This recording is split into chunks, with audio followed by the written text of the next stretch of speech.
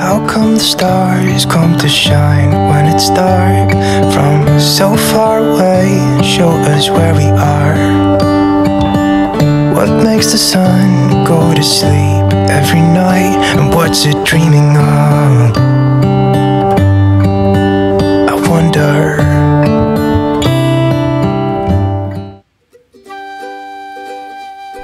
Hi Chinkers! Kamusta ang lahat? And for today's video, i-share ko sa inyo yung mga ganap ko this weekend. By the way, gusto ko nga pala magpasalamat sa patuloy ninyong pagsuporta sa aking vlog. At nakakatuwa na nag-grow ang ating channel. Kaya naman bilang pasasalamat sa inyong lahat, asahan ninyong marami pa akong recipes na i-share.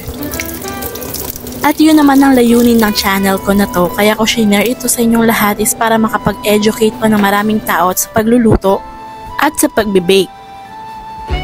And actually lahat naman ng tao kayang-kayang magluto. Kailangan lang nilang matuto ng pamamaraan kung paano ito ma-execute mabuti.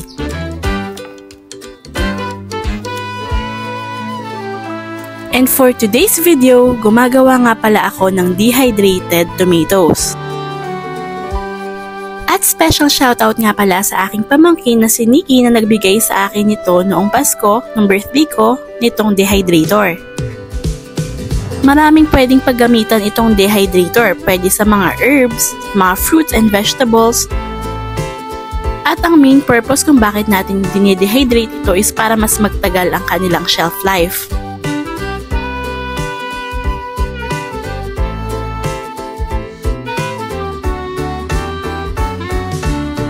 At mapalad tayo na marami tayong tanim na sili dito sa paligid. Ito yung mga tanim ni Tatay Felix. At naisipan kong pitasin na itong mga bungang ito para makapag-produce palalo ang ating halaman ng maraming bunga. At para sa mga higit na nakakakilala sa akin, sobrang hilig ko sa maanghang. At kadalasan, ginagawa ko itong dynamite na mainam na snack or merienda.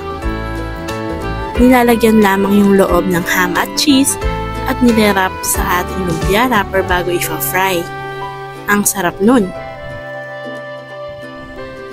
At ito na yung na-harvest nating mga bunga ng sili.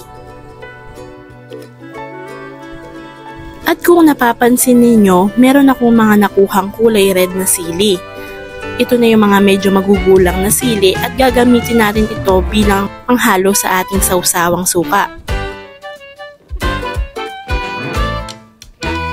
Napakahilig ng aking partner sa suka, kaya naman paborito niya ito kapag lalong talagyan natin ng sili. At ito na, nabalatan na natin yung mga part sa dulo ng ating sili, nahiwalay na natin ito. At atin na ito ngayong huhugasan. Actually, kung marami kayong supply ng sili, mas mapoprolong natin ang shelf life nito kapag naka-freezer.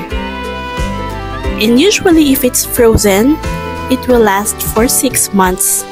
At isa yon sa mga kitchen hacks na pwede nyong gawin, lalo na may mga season na mahal ang ating sili, kaya kapag naman mura lang ito sa palengke, pwede kayong mamili ng marami at i-store mo ito sa freezer. At ito na, gagawa tayo ng spiced vinegar. So, kailangan lang natin ng ating preferred na suka. Kailangan din ng sili, bawang, asukal, at asin. Mainam itong sausawan ng mga pritong isda, bagnet, maging yung chicharon, ang sarap nun.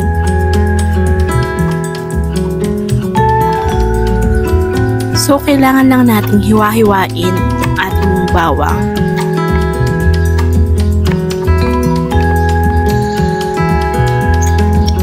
And after that, ilalagay na natin ito sa suka.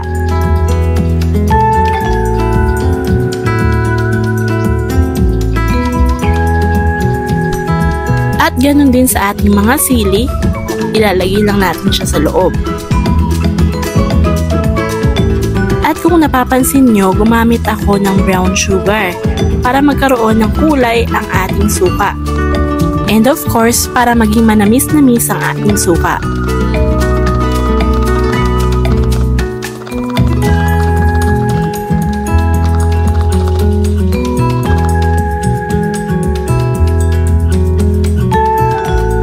Next, maglalagay ako ng generous amount ng ating asin para naman nag-aagaw ang asim, alat at tamis.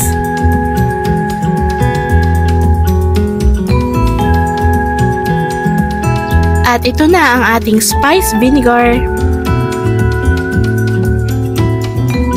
And by the way, kaninang umaga, maaga umalis sila mama kasama ang aking partner at kinuha nila yung mga fingerlings doon sa bantan. At ito nga pala, pinakawala na namin sa aming palaisda ng 1,000 fingerlings ng bangus.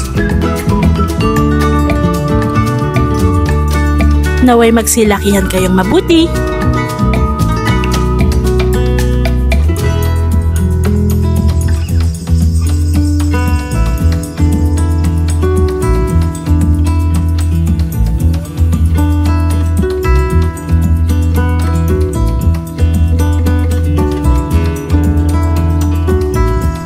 Bago matapos ang araw, kami naman ng aking partner ay naisipang magdilig ng mga halaman. Grabe, ang tindi talaga ng init ng panahon ngayong araw, kaya naman kinakailangan na pati mga halaman ay lagi nating nadidiligang mabuti. Lalo ngayong summer season, kinakailangan at least 2 times nating nadidiligan ng ating mga halaman. Kami dito sa resort, we make sure na sa umaga pati sa hapon nagdidilig kami ng mga halaman.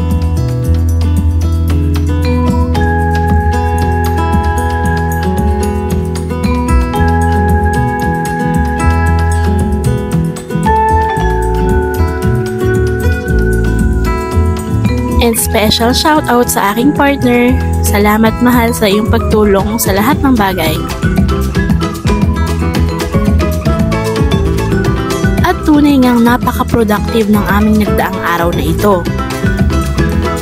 And with that, thank you Lord!